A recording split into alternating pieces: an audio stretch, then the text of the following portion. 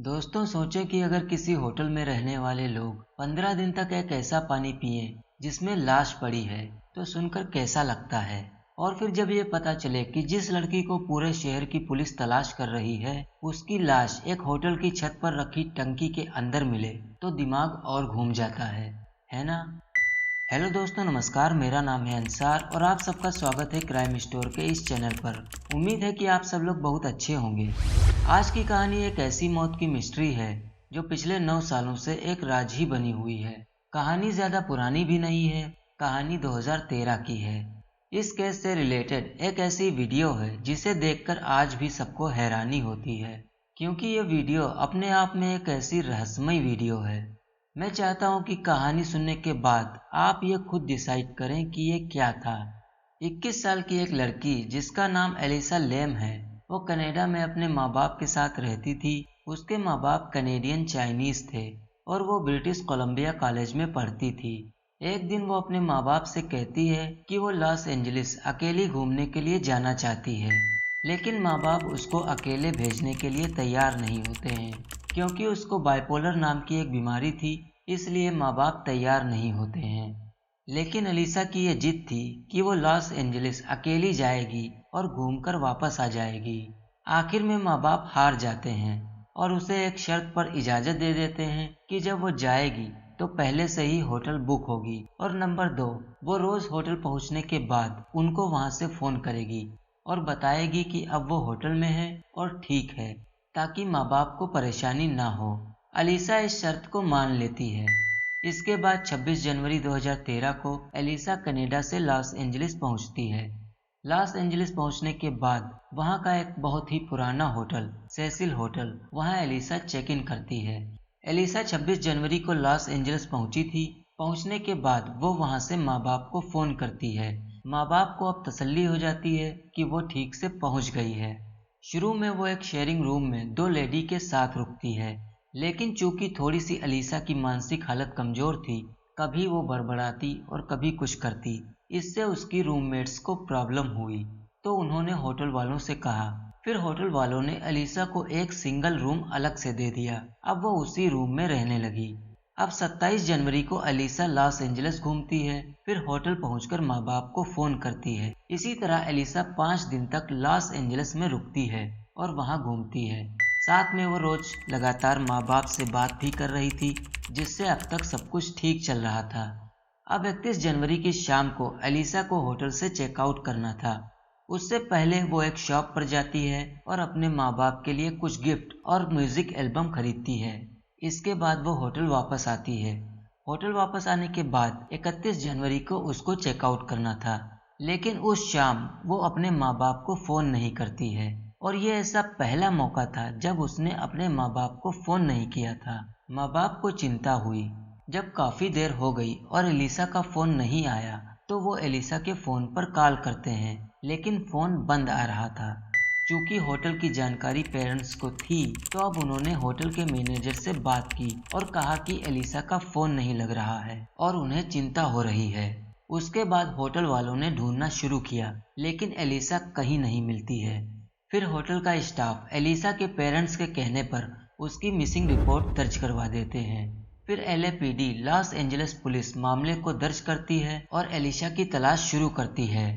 तलाश के दौरान पुलिस सबसे पहले सेसिल होटल पहुंचती है। वहां एलिसा के बारे में जानकारी हासिल करती है। इसके बाद CCTV फुटेज को खंगाला जाता है। इसी CCTV फुटेज को खंगालने के दौरान एक फुटेज मिलता है जिसमें एलिसा एक लिफ्ट के अंदर नजर आती है। एलिसा लिफ्ट के अंदर नॉर्मली इंटर करती है और बटन दबाकर एक कोने में खड़ी हो जाती है और लिफ्ट बंद होने का इंतजार करने लगती है, लेकिन दरवाजा बंद नहीं होता है। उसके बाद एलिसा अजीब तरह से लिफ्ट के बाहर झांकती है और उसके बाद ऐसा लगता है कि वो किसी से डरी हुई है और वो किसी से छिपने की कोशिश कर रही है। उसके बाद वो एक बार फिर लिफ्ट के बाहर देखती है और डरते डरते लिफ्ट के बाहर जाती है। उसके बाद वो अजीब तरह से अपने एक पैर को लिफ्ट के अंदर रखती है और उसके बाद फिर बाहर जाकर एक कोने में खड़ी हो जाती है और अब ऐसा लगता है कि वो बाहर किसी से बात कर रही है। इसके बाद वो एक बार फिर लिफ्ट के अंदर आती है और इस बार वो लिफ्ट के सारे बटन्स को दबाती है। लेकिन लिफ्ट का दरवाजा फिर भी बंद नहीं होता है। अब वो एक बार फिर लिफ्ट के बाहर जाकर एक कोने में खड़ी हो जाती है और अब जो वो करती है वो सच में परेशान करने वाला है। अब वो हवा में अजीब तरह से अपने हाथ हिलाना शुरू करती है, जैसे वो किसी को छूने की कोशिश कर रही हो। अब उसका पूरा शरीर अजीब तरह से हिलता है। लग रहा है कि वो किसी से बातें कर रही है, लेकिन कोई दूसरा शख्स नजर नहीं आता है। इसी दौरान अचानक वो लिफ्ट में खड़ी होती है और लगता है कि किसी ने उसे धक्का दिया है और फिर ऐसा लगता है कि कोई उसका गला घोंट रहा है और वो अपने दोनों हाथों से अपना गला छुड़ाने की कोशिश करती है। ऐसा लगता है कि कोई पूरी ताकत से उसका गला दबा रहा है, लेकिन इस पूरी वीडियो में एलिसा के अलावा कोई दूसरा शख्स नजर नहीं आता है।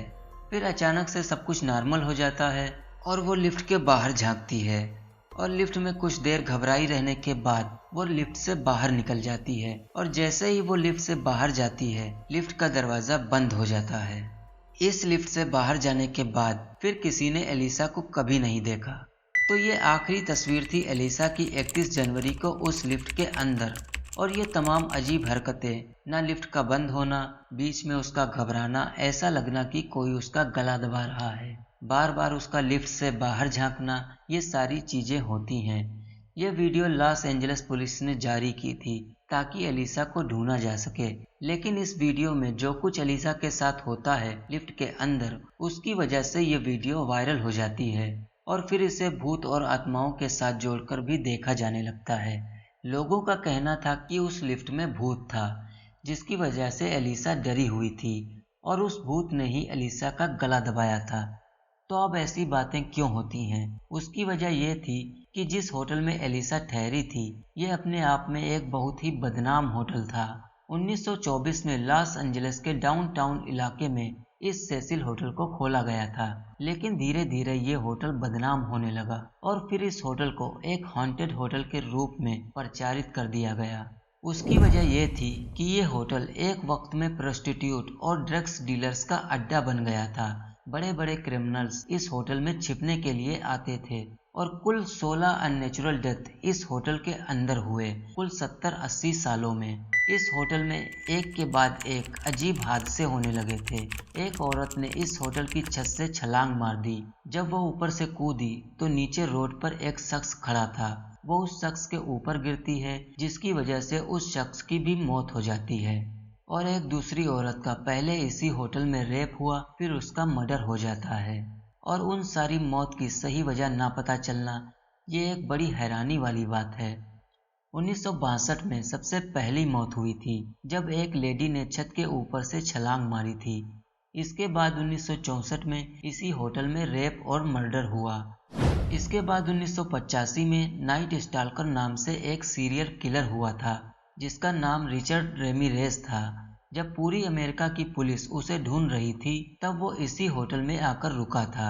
रिचर्ड रेमिरेज के बारे में कहते हैं कि कई कत्ल करने के बाद खून से सने कपड़े उसने इसी होटल के बाहर फेंके, फिर होटल में चेक इन किया और वहीं रहा भी। फिर 1991 में एक और सीरियल किलर था जिसका बड़ा खौफ था वहां के लोगों में, जॉन जेकी। वो भी गिरफ्तारी से पहले इसी होटल में आकर ठहरा हुआ था। तो अब एलिसा को गायब हुए कई दिन बीत जाते हैं।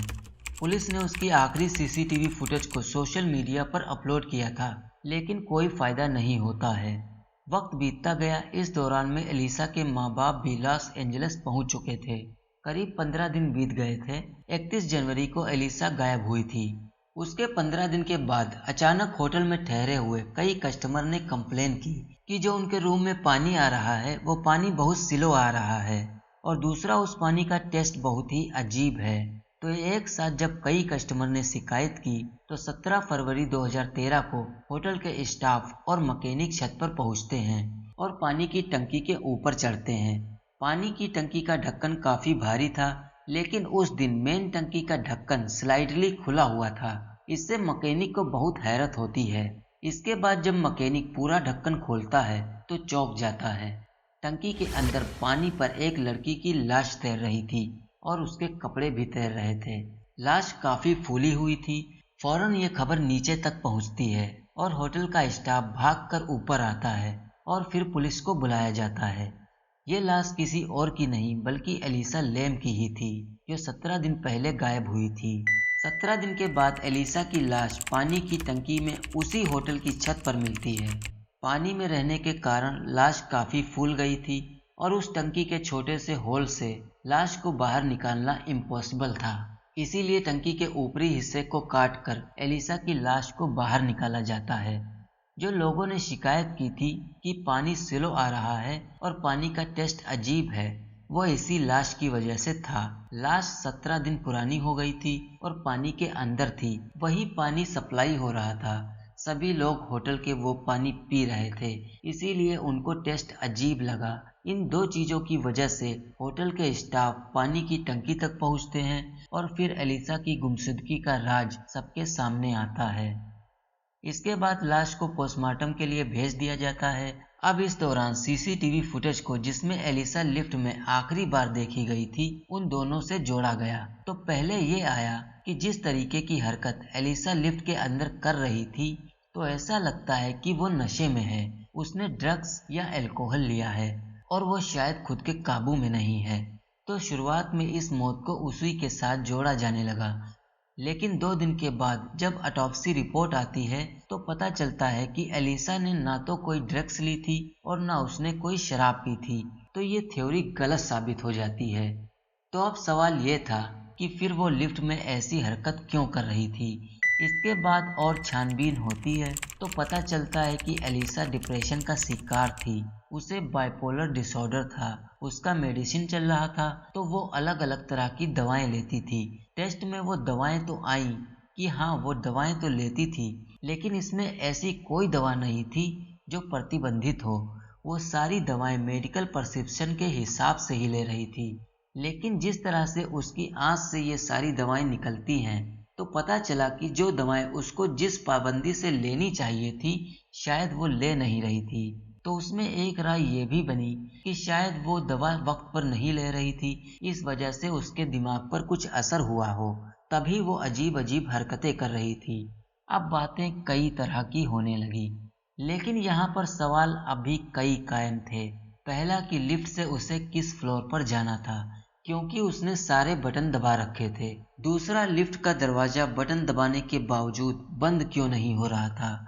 लिफ्ट के अंदर वो किससे बातें कर रही थी, क्योंकि तस्वीर में कोई और शख्स नजर नहीं आ रहा है। और सबसे बड़ा सवाल ये था कि एलिसा पानी की टंकी के अंदर कैसे पहुंची, क्योंकि यहाँ दो चीजें थी। जहाँ पानी की टंकी रखी हुई थी, वहां पर आम लोगों को जाने की इजाजत नहीं थी। उसकी 2 वजह थी। जैसा कि मैंने आपको बताया, एक बार एक लेडी छत से कूद गई थी और भी कई लोगों ने ऊपर से कूदकर सुसाइड की। तो इसी वजह से होटल मैनेजमेंट ने पूरी तरह से छत को बंद कर रखा था। बाकायदा उसके ऊपर एक अलार्म सिस्टम लगा हुआ था कि अगर कोई छत के दरवाजे को छूता है तो अलार्म बज जाएगा। ये अलार्म नीचे जहां सिक्योरिटी होती है वहां बजेगा और टॉप के 2 फ्लोर पर भी ये अलार्म बजना शुरू हो जाएगा। और ये अलार्म बंद करने वाली जो जानकारी है वो होटल स्टाफ के अलावा और किसी को नहीं है। तो अगर एलिसा अकेली गई तो अलार्म क्यों नहीं बजा। नंबर 1, चलिए अलार्म को उसने किसी तरह से नहीं बजने दिया। तो नंबर 2, वो टंकी के ऊपर अकेले बिना किसी की मदद के कैसे चढ़ी, जो कि एक बहुत ही मुश्किल काम है। नंबर 3, अगर उसे खुदकुशी ही करनी थी तो फिर वो इतनी मेहनत मशक्कत करने के बजाय सीधा छत से क्यों नहीं कूदी। पोस्टमार्टम रिपोर्ट में ये आया कि ये मौत डूबने से हुई है, लेकिन पोस्टमार्टम रिपोर्ट ये क्लियर नहीं कर पाया कि ये मर्डर है या सुसाइड है। और सबसे बड़ी बात ये कि एलिसा को किसी ने भी उस लिफ्ट लॉबी से छत पर जाने तक नहीं देखा था। तो ये वो सारे सवाल थे जो लॉस एंजलिस पुलिस के लिए एक चुनौती बने हुए थे, क्योंकि किसी भी क्राइम में मोटिव सबसे इम्पोर्टेंट होता है और यहाँ मोटिव ही नहीं मिल रहा था। तो 17 फरवरी 2013 को एलिसा की लाश मिली। आज 2022 हो गया है, लेकिन एलिसा की मौत की वजह क्या है, ये कत्ल है या खुदकुशी है, ये आज भी एक पहेली है।